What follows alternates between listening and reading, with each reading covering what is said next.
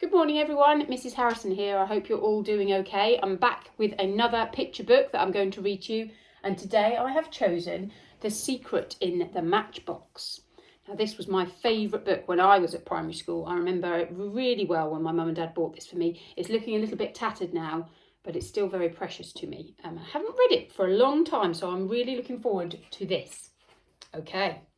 Now, one of the best things about this book is the illustrations. So you can't see them brilliantly on here, but when we're all back at Rackham, I will bring this book in. And if you fancy having a closer look at the pictures, then you're able to.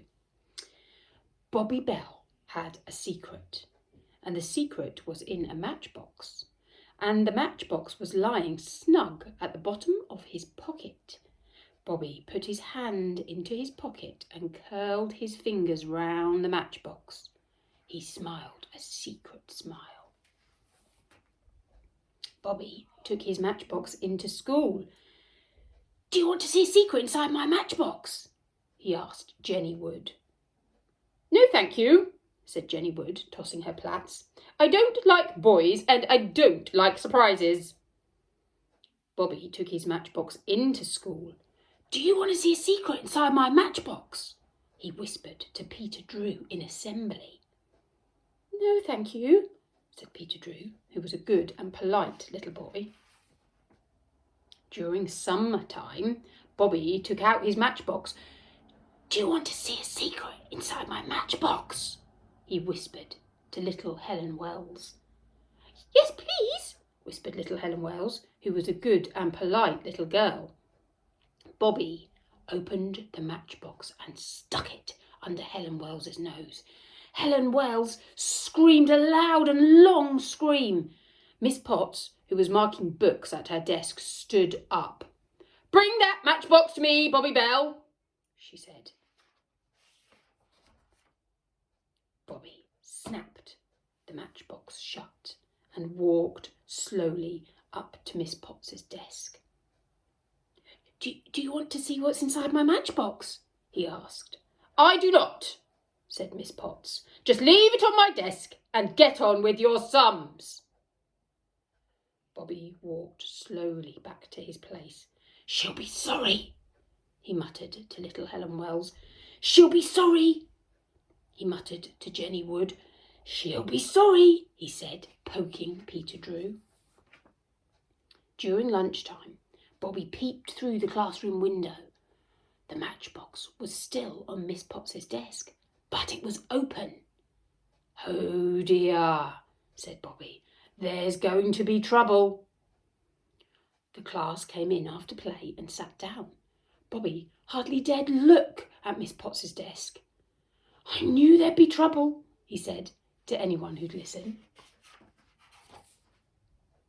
A tiny red and green dragon sat behind a pile of books on Miss Potts's desk.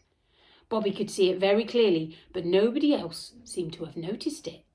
Bobby copied his spellings carefully off the blackboard and kept one eye on the dragon. The dragon moved nearer to Miss Potts and grew a little. Bobby held his breath. And if you look, you can see just here, there's the dragon, right near Miss Potts, and you can see Bobby trying to do his spellings, but watching the dragon quite fearfully. Miss Potts was hearing little Helen Wells read. Suddenly, Helen screamed a loud and long scream. "What is the matter with you today, Helen?" asked Miss Potts. "Nothing," said Helen, who was a good and polite little girl. Peter Drew came out to read. The dragon had grown a little larger and was moving towards Peter Drew's reading book. Bobby held his breath.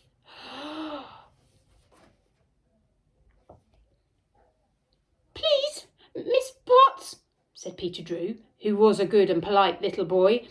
I can't read my book because there's a dragon on the page." "Don't be silly, Peter," said Miss Potts. "I know there's a dragon on your page. Your book is all about dragons. Go and sit down." Suddenly, there was a crash and a whole tin of pencils fell to the floor. "Who knocked my pencils over?" said Miss Potts. Bobby knew. The class was quiet. The dragon sat under the desk and grew a little larger. "Bobby Bell," said Miss Potts, "come and pick up these pencils." Bobby walked slowly out to Miss Potts's desk. He crawled under the desk and started to pick up the pencils. The dragon was now as big as a cat. It tickled Bobby's face and Bobby laughed. "Don't be silly, Bobby," said Miss Potts. "Go and sit down." The dragon was now as big as a dog. It moved to the spare seat next to Jenny Wood and sat down. The whole class held its breath. Jenny Wood saw the dragon sitting next to her. "Please, Miss Potts," she said, putting up her hand and tossing her plaits. "There's a dragon sitting next to me and I don't like surprises." Now, if you look at this next picture, you can see Jenny Wood looking quite stroppy with her plaits. That was one of my favourite pictures when I was at school. See what happens. "Get on with your work, Jenny," said Miss Potts without even looking up. Jenny glared at the dragon and got on with her work. The dragon was now as big as a donkey and it moved to the back of the class. "I knew there'd be trouble," said Bobby. A thin plume of smoke curled from the dragon's nostrils. The class watched and held its breath. The dragon was now as big as a cow. All the plants on the back shelf withered and died. The dragon grew still more. All the water in the fish tank turned to steam. "Bobby Bell, open the window," said Miss Potts without looking up. "It's hot in here." She's not even looking up. She didn't notice what's going on in her classroom. The dragon was now as big as a bear. All the plasticine on the modelling table melted. The dragon grew still more. The rubbish in the waste bin started to burn. "There's a funny smell in here," said Miss Potts, looking up. Miss Potts screamed a long and loud scream. "I knew there'd be trouble," said Bobby Bell to anyone who'd listen. Miss Potts jumped onto her chair. The dragon moved nearer. Miss Potts jumped onto her desk. The dragon moved nearer still. It was now the size of an elephant. "Bobby Bell!" screamed Miss Potts. "Are you responsible for this dragon?" "Yes, Miss Potts," said Bobby, walking out to her desk. "Well, don't just stand there," said Miss Potts. "Do something!"